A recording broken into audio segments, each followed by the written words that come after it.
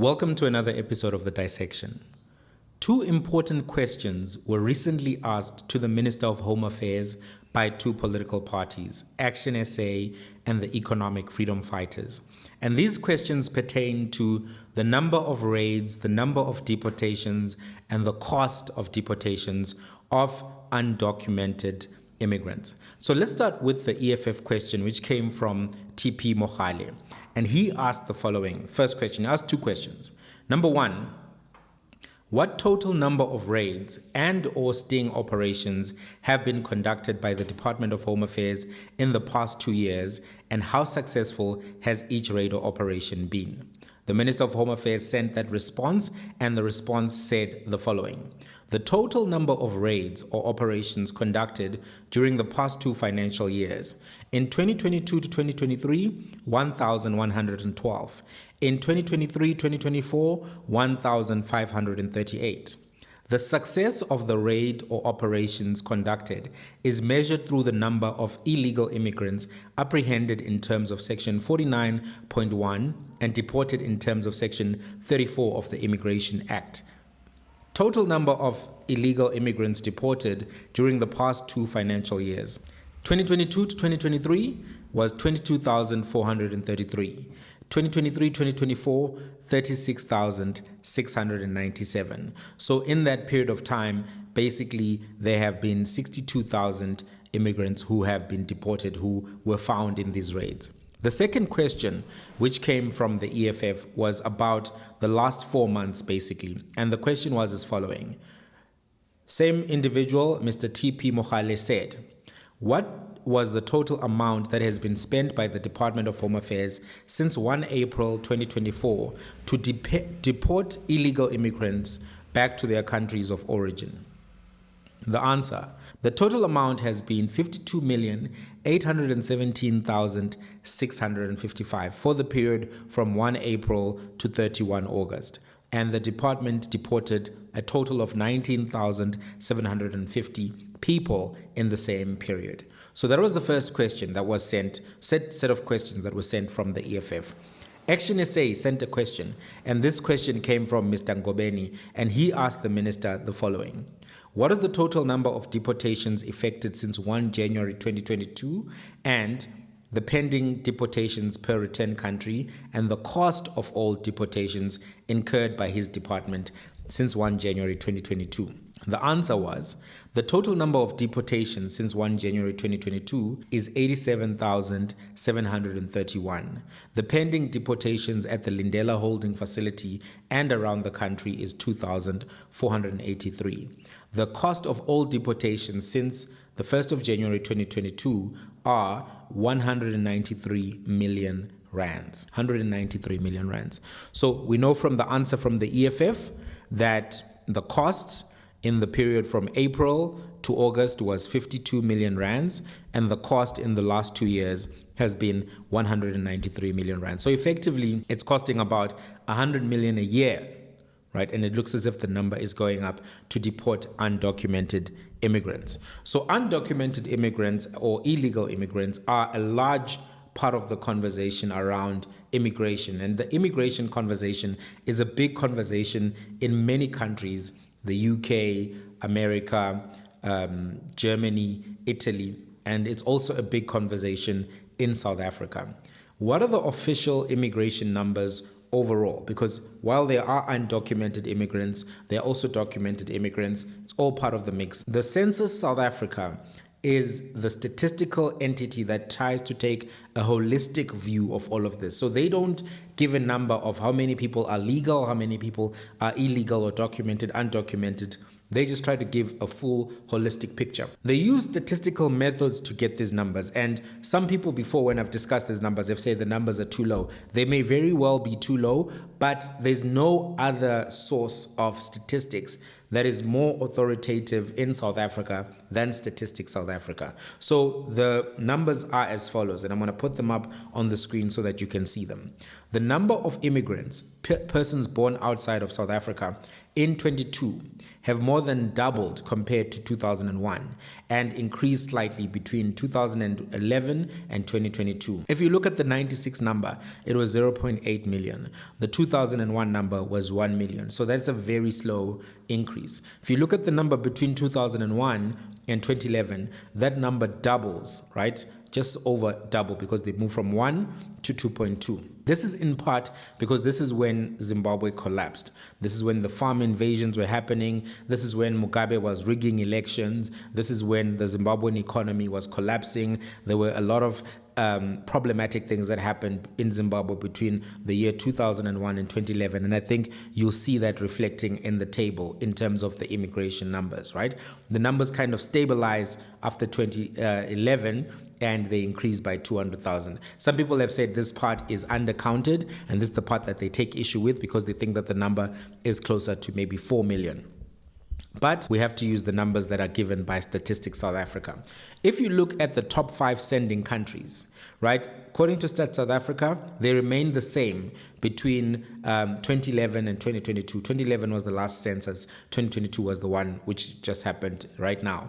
Next one is going to then be in 2032, if I'm not mistaken. Yeah. So looking at this, here's what the numbers are indicating. Top sending country in 2011 was Zimbabwe with 38.1%. That number shifted in 2022 to Zimbabwe with 45.5%. The second country was Mozambique with 22%. That went down a little bit to 18.7%. Number 3 was Lesotho with 18.7% in 2022. Then Malawi, and then the United Kingdom and Great Britain. In the top 10, interestingly enough, you will always find Germany there as well. It's one of the big sending countries of foreign nationals who live in South Africa. The reason I'm mentioning this is because you need to be aware that it's not just, Africans who are part of the immigrants who live in South Africa. It also includes Asians. It also includes people from the United Kingdom, people from Germany, and people from other parts of Asia, such as India, okay? So, having said that, I want to have a discussion about 3 countries here: Zimbabwe, Malawi, and Mozambique. Something that I want to point out to you. Malawi, Zimbabwe, and Mozambique have had issues with elections, and those issues with the elections have not been called out by the SADC region and oftentimes the African Union. Oftentimes when these countries have elections, these two bodies just ratify the elections and they say the elections were free and fair, no election was perfect, everybody just needs to move on. In 2020, the election results of the 2019 Malawi election were overturned by the courts. The fraud in that Malawi election was so bad, it was known as the TPEX election. You know TPEX, that eraser that you use to delete mistakes when you make mistakes when you're writing in high school or even varsity. It's for the neat freaks. They love to have perfect books, perfect notes, so they use Me, I just scratch. I don't care. I just I don't care. But some people care, and they want to remove those particular issues from their notebooks. Anyway, that election was known as the TPEX election because people were actually using TPEX to remove election results that didn't support the ruling party. And it was so obvious, even when the results were being announced, that they had been manipulation. That's how bad the manipulation was. But guess what? At the time, in 2019, the African Union and SADC actually said the elections were free and fair. People were like, but look, people are using TPEX to change the results. We have evidence. They said no. It took the court, which surprised everyone because sometimes in Africa, these courts never rule in favor of the parties that are raising the complaints. Oftentimes, opposition parties, when they raise complaints about elections, they are treated as if they are just crazy, they are drunk, etc. But the Malawian court actually said that election was not free and fair. There had to be another election. And guess what? That party, which had been the ruling party, lost the election. Malawi got a new administration. So the point I want to underline, though, is that SADC and the AU did nothing. They didn't call it out. Right, let's now talk about Mozambique. In 2019, in Mozambique, there was a spectacular murder by elite police units. What happened was an election observer, was an election official. His name was Antanasio Matavel. He was shot dead in the 2019 election during the announcements of the results. And he was shot dead in the southern Gaza province in Mozambique. And he was shot dead by the police. The reason why we know it was the police is because as they were driving away, they crashed their car and actually were not able to then escape. So they were apprehended. But the police killed this guy. And he was one of the observers who had exposed that they had been stuffing of ballots. The stuffing of ballots in the Gaza province in 2019 was to the extent of 300,000 fake ghost votes had been stuffed into ballots, right? To strengthen the votes for Frelimo, the party which won the election. These elections were endorsed, the 2019 elections in Mozambique. They were endorsed by the African Union. They were endorsed by SADC. Now in 2024, Mozambique has been having elections. It just finished. And two opposition leaders have been assassinated. Elviano Diaz and Paulo Guambe were killed recently. Elviano Diaz was the lawyer for this one political party, Podemo, which was actually pointing out the issues of electoral fraud which happened in the 2024 elections, and they killed him. The equivalent of that is if Dalimpofu was killed in the middle of the election results announcement stage in South Africa. Or if you will, in America, if Fannie Willis was killed while she was prosecuting Donald Trump for the issues that he's been accused of. It happens in Mozambique all the time, political killings of this nature. Imagine Advocate Dalimpofu just being shot down for doing his job. That's not a democracy. That's not a democracy. So the same thing that happened in 2019 is happening again in Mozambique, right? Let's talk about Zimbabwe, another case study. In 2023, there were so many issues that were pointed out about the Zimbabwean election, to the point that the SADC Observer Mission issued a report raising those issues, and they did not endorse the election or declare it to be free and fair. But SADC, the regional body, ignored those things, went and held a summit in Zimbabwe. All of the things happened. SADC continued with business as usual. So the bravery of the observer mission was erased by the work of SADC. Now, when you think about these three countries, Frelimo is the ruling party in Mozambique, and they've been basically ruling it since independence, various formations. They are corrupt, they're incompetent. ZANU-PF is the ruling party in Zimbabwe. They are corrupt, they are incompetent. And there was even an Al Jazeera documentary just exposing the extent of the corruption that is happening in Zimbabwe. Before the election results were overturned in Malawi, the party which had been ruling was the DPP, which was basically a party which was being led by one family, two brothers, the Mutharika brothers, Bingu Mutharika and Peter Mutharika. Bingu was the president, died in office, right? And then Joyce Banda then took over for a little bit, and then Peter Mutharika came in and then took over again. So what I'm trying to point out is that it was basically now a family thing, where one family was benefiting a lot, corrupt, incompetent, highly in debt. The issues I've raised are connected to the issues we started the conversation with in South Africa. Because when you have a democratic system that is dysfunctional, people will leave that democratic system. When you have a democratic system where the essence of the check and balance, which is voting, is corrupted, is undermined, is destroyed, people then walk away. If it's tainted and is captured, if that accountability mechanism is lost, people walk away.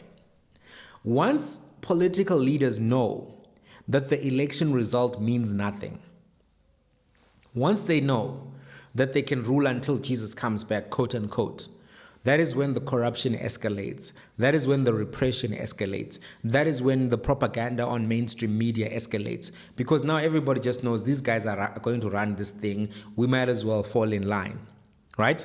Those who challenge the power are either arrested or killed. They disappear. When you have these types of corrupt political environments, these corrupt political environments lead to a falling economy. they also lead to mass immigration out of that country. What I'm talking about here are what we would term the root causes or the root problem. If you have cancer, it can give you a headache, right? That could be one of the symptoms. If you have a cancer, you'll have pain in your body. If we treat you for the pain and we don't treat you for the cancer, we don't solve the headache long term, right? But also we don't prevent you from dying. So when we have conversations about immigration, oftentimes the focus is on the individual actors. Oh, this undocumented immigrant, that undocumented immigrant, this individuals, and not the system and not the root causes. Because you can deal with the one person, you can deport the one person, spend 15.5 million every quarter to deport them. Is that going to solve the problem? I don't think so. Remember, the top sending countries: Zimbabwe, Mozambique, Lesotho, Malawi, UK. Zimbabwe, the issues with democracy. Mozambique, issues with democracy. Lesotho also issues with democracy. Malawi, issues with democracy. When you have that, and the effect of the corruption that occurs when you have those democratic issues, it becomes a real challenge to the countries in that neighboring that country. There is a cost to immigration for the strongest regional economy, be it the USA or the UK or South Africa. In the USA, because of the drug cartels in Mexico, which have decimated that region, and also the drug cartels which have really been running a lot of South America and causing commotion, a lot of people have left those countries and gone into America, through Mexico into America, right? Which is why there's a large Hispanic community now in America, and the second official language there is, Spanish, right? Española. You have to speak Española now in parts of the country just to be able to navigate, okay? There's a cost to immigration for the strongest regional economy, be it USA, UK, or South Africa. And that cost comes in various ways. As we can see, there's the cost of deportation, there's the cost of raids, and there are other costs such as healthcare resources that are then spent as people are accessing the healthcare system through medical tourism, right? Medical tourists come into South Africa because the healthcare systems of Zimbabwe, Mozambique, Malawi, Zambia are failing. Some of those people pay and others don't pay. The ones who don't pay, that's a cost to the South African fiscus, to the South African budget. There are social costs as well, because there are tensions in communities. We can see those tensions playing out. I don't have to tell you anything about the tensions. You are seeing how those tensions play out. So having looked at that, it does seem to me that spending 100 million a year just on deportations is a very expensive cost to South Africa. Because we don't also know, I think you'd have to ask the Minister of Police what were the cost of the raids, etc., etc. Because I think they do them with the police as well. It's very expensive, and it's not necessarily even dealing with the whole problem. Because if you think about the numbers that they've indicated in the answers, right? Deportations in the last 2 years, 87,731, right? Which was the answer that was given to Action SA in the last 2 years. That could be less than the number of undocumented immigrants, the 87,000, etc. The number could be significantly higher. And you know, people from Lesotho, Eswatini who are undocumented, they can speak local languages you would never know, right? So the numbers are significantly high. The point that I'm trying to make here is that there are high costs from dealing with the problem on the, on the individual side. I was trying to think about supply and demand and which one is the demand and which one is, it's not going to work quite well in this metaphor. But if you are dealing with the individuals on this end, it's going to be very expensive. I want to ask a question for you to consider. Wouldn't it be cheaper for the South African government and for SADC as a whole to stop endorsing sham elections in Mozambique, in Zimbabwe, and wherever they're happening? Wouldn't that be a more efficient way of dealing with the root cause of the problem? Because the problem, as we see it, is these political parties that are repressing their people, that are corrupt, that are cooking the elections. Wouldn't it be cheaper to deal with that in the long term? Of course, to do that would require the ANC government to hold their sister liberation parties accountable on the global stage. It would require recognizing that there are new fights in addition to the historical fights against colonialism, against apartheid. The people who are living in these countries are now also fighting against internal subjugation by repressive and corrupt parties. The allyship of 2024 on the continent is not just about dismantling systems of colonialism, but it also has to be about preventing new systems of subjugation and replacing them. There's an argument often made about sovereignty, to say, these are sovereign nations, the bigger nations in the region shouldn't say anything, or something to that effect. But sovereignty is only legitimate if it is legitimately acquired. If you are supposed to be a sovereign nation and lead a sovereign nation on the basis of being voted by those people, if you cook the results one way or another, you no longer have legitimacy. The regional entity is not supposed to be loyal to the ruling party because it claims sovereignty. It's supposed to be loyal and cognizant or considerate of the people of those nations who actually give the sovereignty to their leadership, if that leadership is legitimately elected. So what I'm trying to say is, at some point, the argument that, well, these nations are sovereign, we should do nothing, is one that is not even consistent when examining the principle of sovereignty. But at a higher level, we've never acknowledged the argument of sovereignty as in and of itself being a valid argument. Because when they are oppressive regimes, such as the Ian Smith regime, which unilaterally declared independence in Rhodesia, they said, look, we are going to run this country, it's going to be run by us, the British. The region, SADC region and the whole of Africa said, nope, that's not legitimate.